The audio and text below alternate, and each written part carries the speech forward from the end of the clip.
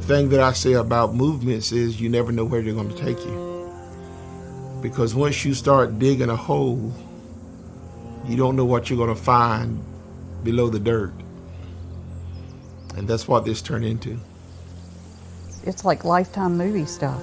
You know, small town and everybody is somehow entwined. What went wrong in the New Hanover County school system that allowed dozens of students to be taken advantage of by their teachers over a period of decades? The trouble started at least 30 years ago, maybe longer, multiple generations. And it seems unbelievable that no one would know about this. But in the case of repeated sexual abuse by teachers at the New Hanover County school system, people close to the situation say administrators knew what was going on. This thing is way more fucked up than I thought it was.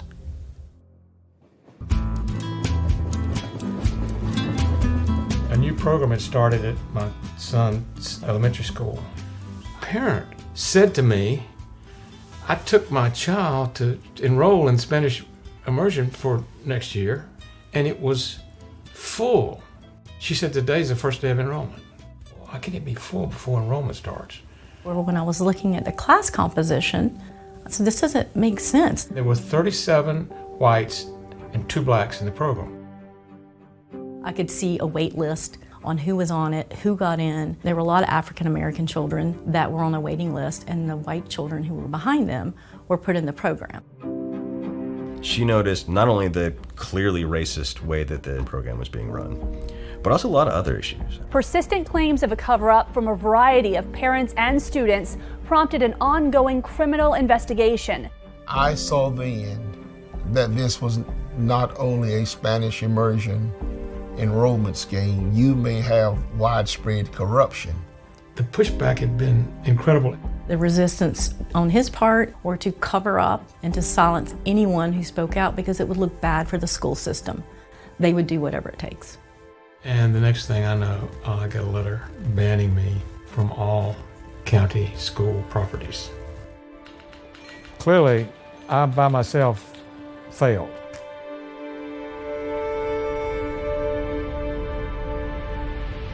A former teacher is going to prison after pleading guilty to nearly 60 sex crimes charges involving his own students. Other people who felt like there was a problem came into the room and we started talking. We started out with the Spanish immersion program and found later on that there was child abuse going on in the schools. New Hanover County School band teacher Peter Frank. He was arrested earlier this week and charged with 12 counts of child sex crime. This is not the first time Oates was on the school system or law enforcement's radar. Former Hoggard High School volleyball coach Ron Strickland being accused of having sex with 2 16-year-old students while acting as parents for them. Just like everything else does, it just like spirals and you start hearing from all these different people. It was more so they didn't keep him safe because they know they had a child that was a predator at the school. So none of the kids essentially was safe because if it wasn't my child, it could have been somebody else's child in the bathroom that day.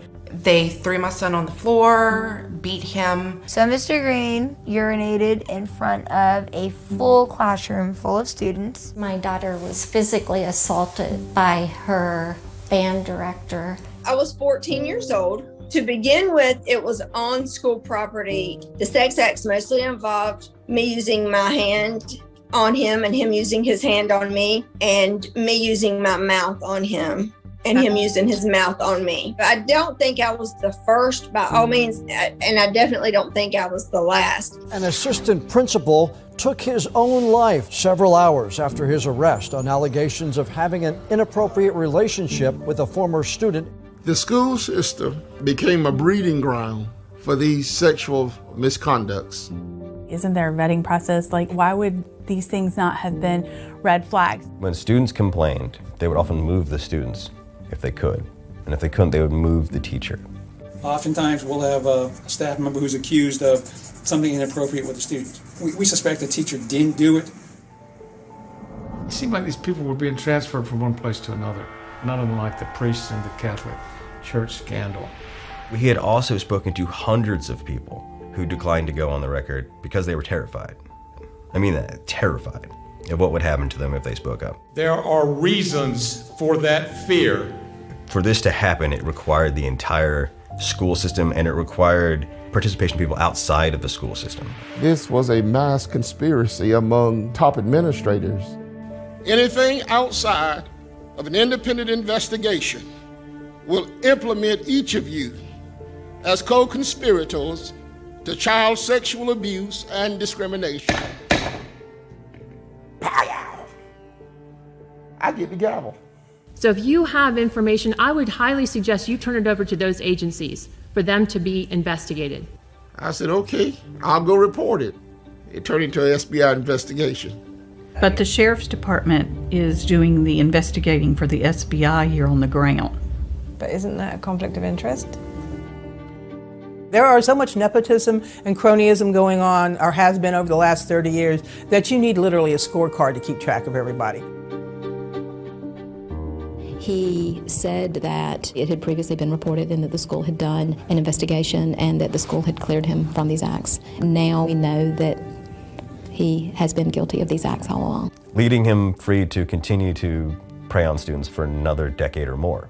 And I did a spreadsheet. I pulled out the exact number of people who knew. People knew. You know, this is not a drip, drip, drip. This is like the bottom falling out of the bucket. People are getting angry. These are no longer allegations. These are things that they have admitted to, and these people are still in power. And I can't answer for something that happened 20 years ago. I'm not going to answer. I can't answer that question. I'm not going to answer that question. Thank you. Why call a press conference if you're not going to answer these questions that everyone in this county wants to know?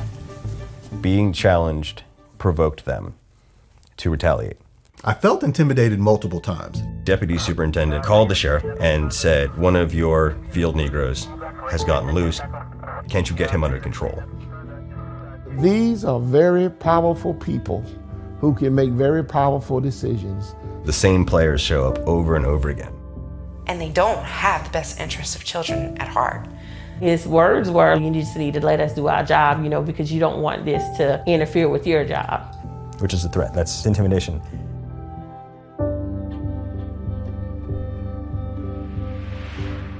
I always tell people that when you're involved with activism, there is a potential that things could happen.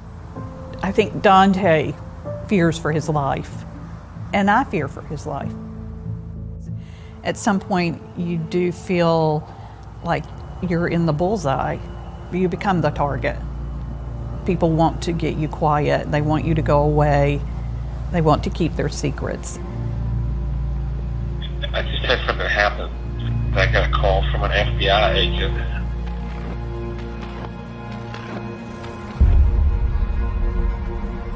So that's just the tip of the iceberg. We can promise you a very exciting documentary that follows a few courageous residents in New Hanover County who confronted the corruption that allowed for child sexual predators to permeate its school district for decades. Here's the ask. We're just looking for 500 people who care about child safety, who are willing to invest $1,000 to come on this journey with us. The question that I get asked the most is, why have you given 5 years of your life to this? Why do you care so much? It's simple. I am against corruption and collusion, and I am for courage and community. And that literally sums up this film, Open Secret. What's your why?